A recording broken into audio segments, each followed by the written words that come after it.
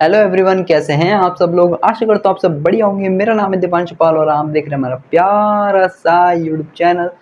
तो आज के लेक्चर नंबर गड़बड़ हो गया दोस्तों। तो आज के लेक्चर नंबर हम 22 में आप सभी का स्वागत करेंगे।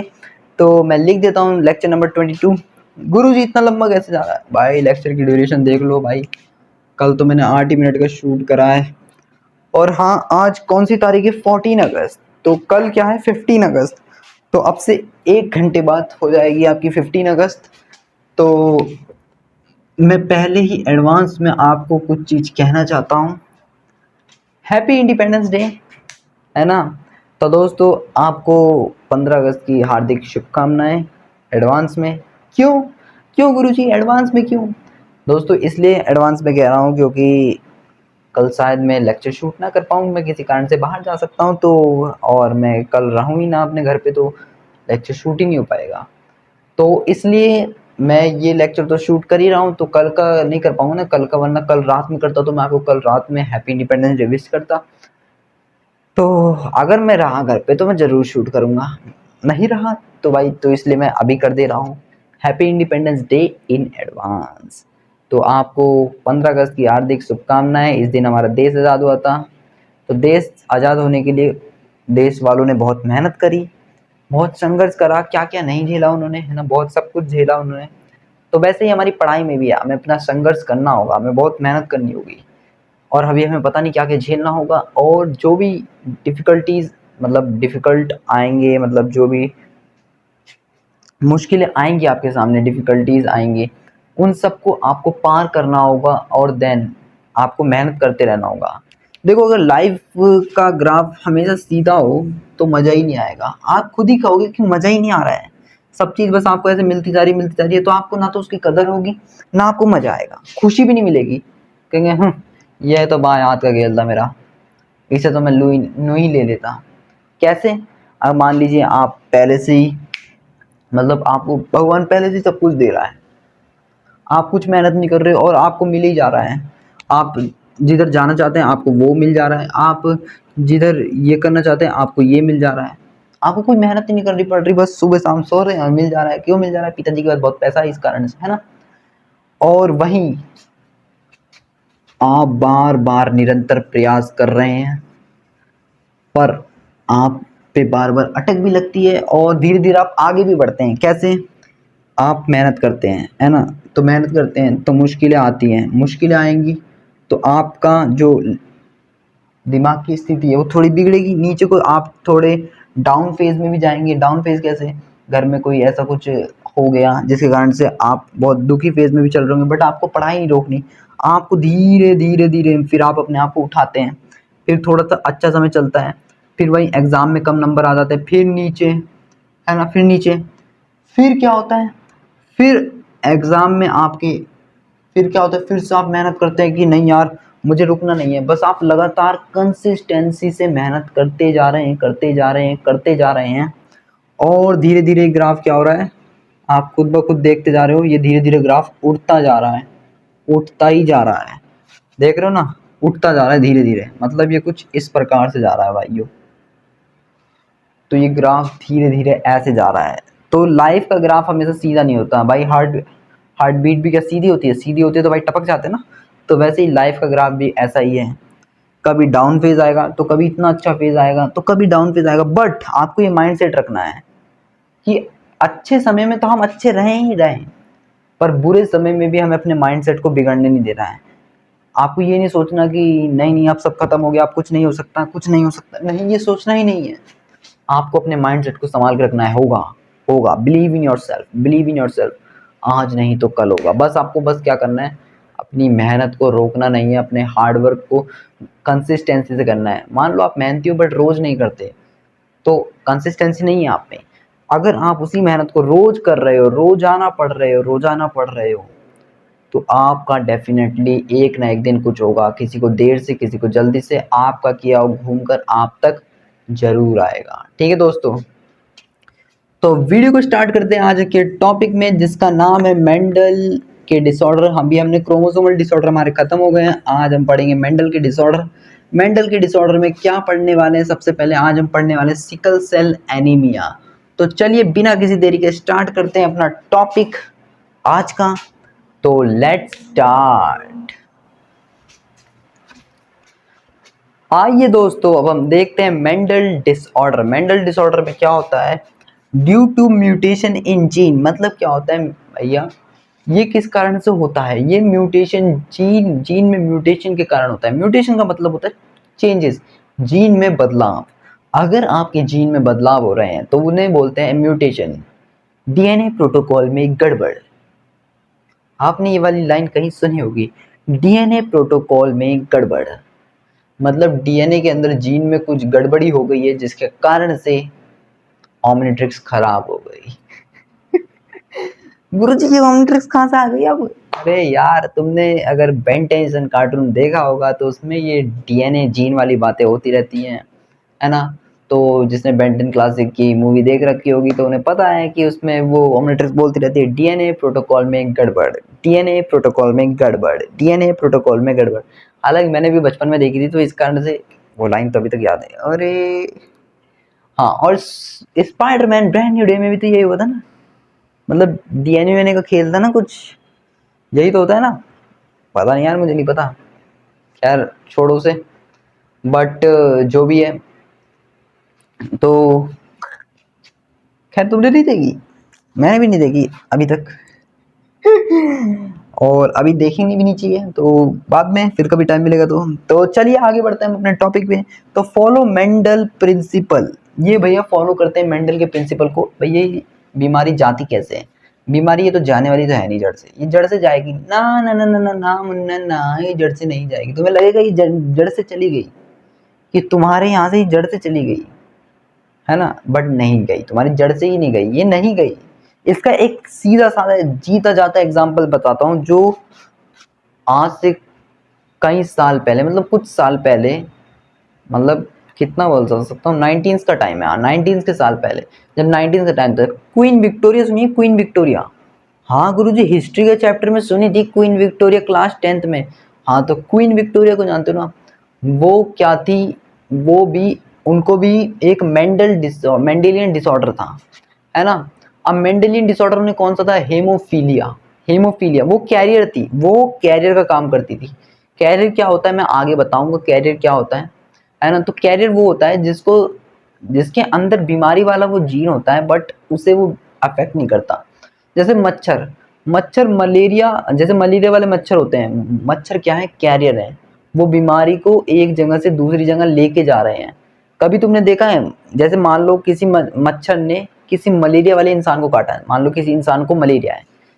देखो मैं समझाता हूँ, मान लो ये था चिंटू, चिंटू का था मलेरिया। चिंटू को क्या था? ये इसका नाम है चिंटू। चिंटू को क्या था? मलेरिया था, मलेरिया, है ना? अब इसको मच्छर ने काटा। किसने काटा? तो ये है भैया मच्छर, जो कि आ रहा है करता हुआ, और इसने इसको काट लिया। इसको तो क्या था भैया? मलेरिया था, मलेरिया था। अब ये क्या था? ये नॉर्मल नॉर्मल इंसान जिसका नाम था पिंटू, पिंटू नाम था, पिंटू। अब यही मच्छर पहले इसको काट लिया, तो इसमें जो इसको जो मलेरिया वाला जो जिसको जो मलेरिया है ना, अब वो जो मलेरिया मच्छर में चला गया। मच्छर को क्या, मच्छर को कभी मलेरिया होता सुना है कि मच्छर मलेरिया का कारण मर गया? नहीं, मच्छर तो मलेरिया, मच्छर का जो मलेरिया वाला मच्छर होता है, क्या कभी इस बात ने सुना है कि उसे मलेरिया हो गया वो मर गया? नहीं, नहीं मरा ना। वो मलेरिया फैलाता है मच्छर, उसे मलेरिया मच्छर को नहीं होता। यार मैं कैसे समझाऊं तुम्हें?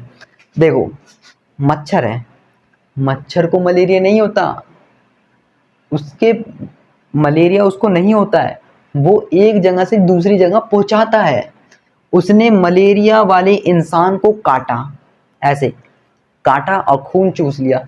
अब जिस इंसान को मलेरिया था उसके खून में भी मलेरिया होगा, तो वो खून के थ्रू मच्छर के अंदर आ गया। अब जैसे ही वो दूसरे व्यक्ति को काटने जाएगा ना, तो भैया कोई भी मच्छर काटने से पहले ना थोड़ा सा थूकता है, थूकता है। ऐसा बायोलॉजी की एनसीईआरटी में लिखा है कि वो थूकता है। तो थूकता है ना, तो वो जो थूकता है तो उसके कारण ना वो जो मलेरिया वाले वो जो स्पोरोजोइट है वो उसके हाथ पे जिस भी जगह काटेगा तो वो चले जाते हैं, फिर बॉडी के अंदर चले जाते हैं, जिसके कारण वो भैया पहले तो सबसे पहले वो लीवर में ही जाते हैं अटैक कर। कि चलो रे चलो, अटैक करेंगे अटैक करेंगे। तो ये मच्छर मलेरिया वाला था। मतलब मलेरिया वाला कैसे बनता है, इसने मलेरिया वाले इंसान को काटा, अब ये मच्छर कैरियर बन चुका है। इसको मलेरिया नहीं होगा, पर ये मलेरिया फैलाएगा, जितने भी लोगों को काटेगा ना उन सबको मलेरिया हो जाएगा। अच्छा गुरुजी, तो कैरियर क्वीन विक्टोरिया थी। क्वीन विक्टोरिया कैरियर कैसे थी भाई, उनको उनके मम्मी पापा से मिला हुआ वो कैरियर बना है ना, तो वो कैरियर थी। कैरियर होने के कारण से वो उन्हें बीमारी नहीं होती थी, पर उनके बच्चों में वो बीमारी होती थी। तो इनकी जितनी भी फैमिली में जितनी भी इनकी लड़कियां थी ना, वो सारी कैरियर थी। क्वीन विक्टोरिया की बेटी कैरियर थी, उसकी भी बेटी कैरियर थी, और उसकी भी बेटी कैरियर थी। ऐसे भाई ये सारी बहनें, पोती, ये सब कैरियर थी, है ना। और इन और इनके जो जितने भी लड़के होते थे वो सब मर जाते थे, क्योंकि वो जी ही नहीं पाते थे, क्योंकि उन्हें हेमोफीलिया हो जाता था। वो कैरियर नहीं बन पाते थे भाई, लड़के कैरियर नहीं बन पाते, लड़कों को हो ही जाती है बीमारी, क्योंकि लड़कों में कैरियर बनना मुश्किल है। क्योंकि कैरियर वही बन सकता है जिनके पास 2 एक्स क्रोमोसोम है, 2 एक्स क्रोमोसोम। क्योंकि एक्स डोमिनेंट होता है, तो एक एक्स अगर है भी तो दूसरा वाला डोमिनेंट वाला जीत जाएगा। बट एक एक्स डोमिनेंट है और एक वाई रिसेसिव है, तो नहीं जीत पाएगा। तो इस कारण से इसे एक समय पे रिच वाला डिसऑर्डर भी कहते थे, कि भाई ये रिच वाली बीमारी अमीरों को होती है सिर्फ। नहीं, ये जेनेटिक डिसऑर्डर है असल में, जिसे हम बोलते हैं मेंडेलियन डिसऑर्डर, जो कि ये फॉलो करता है कि मेंडल प्रिंसिपल, जो कि ट्रांसमिट होता है पेरेंट्स से ऑफस्प्रिंग से। मतलब मम्मी पापा से किस में जाता है, बच्चों में जाता है ये। फिर वो जो बच्चे हैं वो भी कभी ना कभी मॉम डैड बनेंगे, है ना। अगर जिंदा बचे तो, है ना, जिंदा बचे तो भाई वो मॉम डैड बनेंगे, और फिर उनके भी बच्चे होंगे, तो वो बीमारी उनमें भी चली जाएगी, और ऐसे चलती चल जाती है। फीमेल ज़्यादातर कैरियर होती है, मेल उस बीमारी का शिकार हो जाता है, जिसके कारण वंश आगे ही नहीं बढ़ पाता, उनका वंश वहीं खत्म हो जाता है। क्वीन विक्टोरिया की बस बेटियां जिंदा थी, लड़के जिंदा ही नहीं बच पाए थे भाई क्वीन विक्टोरिया के। तो उनका वंश तो क्वीन विक्टोरिया का तो खत्म हो गया था, बट क्वीन विक्टोरिया की जो लड़कियां जिंदा थी, उन्होंने जब आगे मैरिड करे, फिर उसके बाद जब उन्होंने बच्चे करे, तो उनके भी सिर्फ लड़कियां ही जिंदा रह पाई, लड़के नहीं जी पाए, क्योंकि हेमोफीलिया उन्हें हो जाता था लड़कों को। और कहीं छोटा मोटा कट लगता था तो खून रुकता ही नहीं था, बहता चला जाता था, बहता चला जाता था, बहता चला जाता था, बहता चला गया वो। उड़ता फिरूं मैं। देखो तू, रुक जा, देखो देखो देखो, एक मिनट।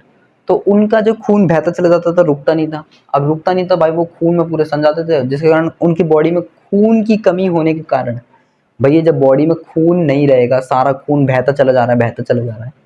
अभी तुम्हारे में पिन चुबो दूं, ये जंक्शन से ब्लड निकालूं, तो थोड़ी देर बाद जैसे जंक्शन निकालता हूं थोड़ा सा ब्लड आता है, पर रुई लगाते तो रुक जाता है ना। बट अगर उनके किसी ने इंजेक्शन लगा के ब्लड निकालने की कोशिश करी, ब्लड तो निकल जाएगा उस समय इंजेक्शन से, पर जैसे ही आप इंजेक्शन हटाओगे खून नहीं रुकेगा उन बच्चों का, उनका खून निकलता ही रहेगा हेमोफीलिया वाले लोगों का, जिसके कारण वो इस बीमारी का शिकार बन जाते हैं। तो दोस्तों आइए बढ़ते हैं हम इसके अगले पॉइंट्स की तरफ। तो आइए दोस्तों इसी आगे पॉइंट डाल के लिखेंगे कि study with the help of pedigree analysis. तो इसी की मदद से हम क्या देखते हैं, pedigree analysis, study with the help of pedigree analysis. मतलब हम इसी की मदद से हम क्या देख पाते हैं, पेडिग्री एनालिसिस की भैया पेडिग्री भी हम चेक कर पाएंगे। मेंडेलियन डिसऑर्डर की मदद से ही हम क्या देख पाएंगे, पेडिग्री, कि भैया किस तरीके से मम्मी जैसे फीमेल से किस में जाएगी, जैसे मदर को है बीमारी, है ना, मदर कैरियर है, तो मदर से किस में जाएगी, बेटे में जाएगी, है ना, सन में जाएगी, है ना। फिर सन अगर जिंदा बच गया तो किस में जाएगी, तो फिर से उसके डॉटर में जाएगी। तो आप एक पैटर्न देख रहे हैं, female then male then female. और वहीं अगर बीमारी अगर फादर को है तो किस में जाएगी, बीमारी अगर फादर को है तो किस में जाएगी, डॉटर में जाएगी। फिर डॉटर से किस में जाएगी, किस में जाएगी, फिर से बेटे में जाएगी। तो आप ये पैटर्न देख रहे हैं, मेल फीमेल मेल, मतलब अगर पेरेंट्स मेल हैं, मेल में बीमारी है, तो फिर मतलब बेटी में जाएगी, बेटी मतलब फीमेल। और फिर बेटी भी भाई कभी ना कभी बड़ी होगी, है ना, तो वो भी मॉम बनेगी, है ना। तो जब वो मॉम बनेगी तो उसके किस में जाएगी, उसके बेटे में जाएगी। तो ऐसे चलेगा कि मम्मी से बेटे में और बेटे से किस में जाएगी, फिर बेटे से अगर जो बच्चे होंगे उसमें बेटी होगी तो बेटी में जाएगी। तो ऐसे ये ट्रांसफर चलता है कि मेल फीमेल देन मेल, ऐसा ये पैटर्न समझ लो आप, ठीक है। और इसको नोट करने की वैसे ज़रूरत नहीं है। तो पेडिग्री यही होता है, मैं पेडिग्री में भी बताऊंगा ये अच्छे से। Study with the help of pedigree analysis, इसकी मदद से हम क्या कर पाते हैं, पेडिग्री एनालिसिस किसकी मदद से, मेंडेलियन डिसऑर्डर की मदद से ही हम पेडिग्री कर पाते हैं। ओके, और अब हम इसके टाइप देखते हैं। टाइप टाइप गुरुजी कैसे टाइप, टाइप अब हम देखेंगे, मतलब इसमें कौन कौन सी बीमारियां आती हैं उनके नाम देखते हैं। उनको आज डिटेल में तो नहीं पढ़ पाएंगे, बट हाँ उनका नाम देख लेते हैं और वो बीमारी क्या होती है उसके बारे में थोड़ा थोड़ा सा मैं बता दूंगा। बट आज मैं उनके थ्योरी पॉइंट या उनका भी कॉन्सेप्ट डिटेल में नहीं समझाऊंगा, बट उनके नाम जरूर लिखे हैं। तो आइए बिना किसी देरी के देखते हैं उनके नाम। आइए, आपका हमको इंतजार था। हाँ जी दोस्तों, किस पल का इंतजार कर रहे हो। तो आइए दोस्तों देखते हैं कितने प्रकार की बीमारियां होती हैं। टोटल मेरे ख्याल से 6 प्रकार की हैं एनसीईआरटी में, तो मैं 6 की 6 बताने के लिए आया हूँ, है ना। इसमें से जो हमें एनसीईआरटी ने डेप्थ में दे रखी है, मतलब जिसको पढ़ाना है, वो वाली भी बताऊंगा कि कौन कौन सी एनसीईआरटी ने दे रखी है जिसको पढ़ाना है, और किस किस का सिर्फ नाम दे रखा है। तो नाम दे रखा है वो हमें पता होना चाहिए भाई। पता चला, टिक द करेक्ट में आ गए। इनमें से कौन सा जेनेट मेंडेलियन डिसऑर्डर नहीं है, है ना। तो नाम आपको सारे पता होने चाहिए, और जो एनसीईआरटी ने पढ़ा रखा है, जो हमें पढ़ना है और अच्छे से, उसको भी मैं बताऊंगा कि कौन सा हमें पढ़ना है। तो दोस्तों देखिए, सबसे पहला आता है सिकल सेल एनीमिया। तो सिकल सेल एनीमिया एनसीईआरटी में दे रखा है पूरा पूरा, तो इसको तो हमें पढ़ना ही है। और हालांकि अभी मैंने इसका सिकल सेल एनीमिया का पहले भी थ्योरेटिकल पॉइंट कुछ बताए थे कि ये होता क्या है, क्या क्या होता है। अब हम इसे मेंडेलियन डिसऑर्डर के फॉर्म में देखेंगे कि भैया सिकल सेल एनीमिया हुआ तो हुआ कैसे, ऐसा क्या हुआ, कौन से जीन में गड़बड़ हुई कि ये सिकल सेल एनीमिया बन गया। तो ये हम देखेंगे कि भैया कैसे हुआ, तो वो भी देखेंगे, है ना। और थैलासीमिया, थैलासीमिया भी हमें पढ़ना ही पढ़ना है। थैलासीमिया भी एक मेंडेलियन डिसऑर्डर है, और इसके बारे में मैंने अभी तक नहीं बताया, बट बताऊंगा मैं कि भैया कैसे आरबीसी में अल्फा बीटा में कौन सा जो जीन क्रोमोसोम नंबर होता है ना, कट होता है ना। तो वो देखेंगे हम, डिलीट कौन सा होता है। तो अभी इसके लिए आपको वेट करना पड़ेगा। तो फिर तीसरा होता है फिनाइल कीटोन्यूरिया, जो कि एनसीईआरटी में दे रखा है, और मैंने इसके बारे में, फिनाइल कीटोन्यूरिया के बारे में बताया भी था आपको, है ना, कि ये होता क्या है। ये ऑटोसोमल रिसेसिव डिसऑर्डर होता है, जो कि मैंने बताया भी था आपको, है ना। और इसकी वजह से मेंटल रिटार्डेशन और हेयर कलर का लॉस होने लगता है, और स्किन कलर भी वो होने लगती है, मतलब स्किन कलर का, जैसे हमारी स्किन का जो कलर है वो कलर नहीं रहेगा, वो अजीब सी होने लगेगी स्किन, है ना। और सिस्टिक फाइब्रोसिस, तो सिस्टिक फाइब्रोसिस एनसीईआरटी में दिया नहीं है, तो इसके बारे में हमें ज़्यादा नहीं पढ़ना, ऊपर ऊपर से देख लेंगे बस हम। हीमोफीलिया, हीमोफीलिया एनसीईआरटी ने दे रखा है, तो इसका जरूर जरूर पढ़ना ही पढ़ना है। एटलीस्ट ये नाम सब पता होने चाहिए, बट ये haemophilia, phenylketonuria, thalassaemia, sickle cell anaemia, ये तो सब पढ़ना है। और एक और है कलर ब्लाइंडनेस, जो कि हमें पढ़ना ही पढ़ना है। तो इन सबको मैं रफ कर दूं, मैं एक मिनट साइड में हट जाता हूँ। जिस किसी ने नहीं लिखा है लिख ले, वीडियो को पॉज करें और लिखें, ठीक है। और अब मैं इसको रफ करने जा रहा हूँ। 1 एंड लेट्स गो 5। गुरु जी 5 तक तो गिरा पूरा। My rule and my life my rules. आपको 1 पे ही पॉज कर लेना चाहिए था, सोचा कि जब 4 के बाद 5 बोलने जा रहा होगा तभी पॉज करूंगा। यस, यू आर वेरी चालाक bro, man, you are very चालाक ब्रो। तो दोस्तों अब मैं इसको मिटा देता हूँ, तो इसको हम कर देते हैं रफ। तो जैसे कि आप देख फिर रहे हैं, मैंने तो कर दिया इसको rough rough rough rough rough rough. तो हो रहा है ये रफ रफ रफ, हो रहा है ये रफ, और ये हो गया है ये rough rough rough rough rough rough rough. अब ये हो गया भाई रफ, और बस हमें देखना है एक और नाम जो कि लास्ट कितने हो गए थे, कितने तक हो गया था ये हमारा, 5वां था या 6ठा था। तो जो भी होगा दोस्तों मैं देख के बता दूंगा, ये 6ठा ही होगा हमारा, जिसका नाम क्या है, कलर ब्लाइंडनेस। कलर, गुरुजी कोई कलर ऐसे लिखता है, कोई दूसरे तरीके से भी लिखता है, ऐसे भी लिखता है कोई। हाँ ये कैसा कलर है जी है ना। तो कलर, कलर ब्लाइंडनेस, ब्लाइंडनेस, अब मैं ब्लाइंडनेस तो नीचे लिखूंगा, इस जगह नहीं है, ब्लाइंडनेस, सीधी बात है। इसमें हमें कुछ कलर ना पहचान नहीं पाते। जिस व्यक्ति को कलर ब्लाइंडनेस होता है ना, वो लाल और ग्रीन कलर को पहचान नहीं पाता। उसे ना रेड कलर और ग्रीन कलर बराबर लगते हैं। यस, उसके लिए आपको सीधा सा बस ये गूगल पे ना एक इमेज सर्च करनी है, रेड ग्रीन वाली कोई एक इमेज आती है, उसको ना आपको कलर ब्लाइंडनेस वाले व्यक्ति को बताना है, और वो पहचान ही नहीं पाएगा कि उसमें कोई नंबर लिखा है। तुम नॉर्मल हो, तुम पहचान लोगे कि भाई इसमें ये 95 नंबर लिखा हुआ है इस इमेज में, पर वो पहचान ही नहीं पाएगा, उसको लगेगा पूरा पेज ही ब्लैंक है, या पूरे पेज में ऐसे बबल बने हुए हैं, उसको नहीं लगेगा कहीं 95 बना हुआ है। तुम कभी ऐसा रेड ग्रीन वाली कोई इमेज लेना जिसमें नंबर कोड में लिखा होगा कि ना, ग्रीन से लिखा होगा 95, और लाल से बाकी मतलब लाल से उसके चारों ओर बाउंड्री होगी, ग्रीन से लिखा होगा 95, वो पहचान ही नहीं पाएगा। वो उसे लगेगा कि सब तो बबल ही लग रहे हैं, बस उसे सब बबल ही दिखते रहेंगे, उसे 95 पता ही नहीं चलेगा कि ये घेरे में 95 भी लिखा है ना। तो वो कलर ब्लाइंडनेस है, वो लाल और हरे में नहीं पहचान डिफ्रेंशिएट नहीं कर पाता, इसके कारण उसे दोनों एक जैसे ही लगते हैं, ब्लैक एंड वाइट, या पता नहीं उसे कैसा दिखता होगा भाई, वो तो उसे वही जाने, पर ज़्यादातर उसे ब्लैक एंड वाइट ही वो पूरा दिख रहा होता है, वो नहीं डिफ्रेंशिएट कर पाता है। इसी कारण से फिर तो उसे रोड पे भी दिक्कत हो जाएगी, लाल बत्ती जल रही है, हरी बत्ती कब जल रही है पता ही नहीं चल रहा, यस, तो उसे दिक्कत होगी। फिर ऐसे व्यक्तियों के लिए थोड़ा चश्मा बनता है अलग प्रकार वाला, तो उसको बातों को छोड़ते हुए वो, क्योंकि वो आउट ऑफ सिलेबस चला जाएगा भाई, ये चश्मा बनता है वश्मा बनता है, तो वो बातें हमें नहीं जाननी है ना। तो आज के लिए रखता हूँ मैं इतना ही, फिर मिलते हैं अगले लेक्चर में। तब तक जिस किसी ने वीडियो को लाइक नहीं करा है लाइक करें, चैनल को सब्सक्राइब नहीं करा सब्सक्राइब भी करें, बेल नोटिफिकेशन का बटन दबा लें ताकि अगले लेक्चर की नोटिफिकेशन आप तक ज़रूर पहुँच जाए।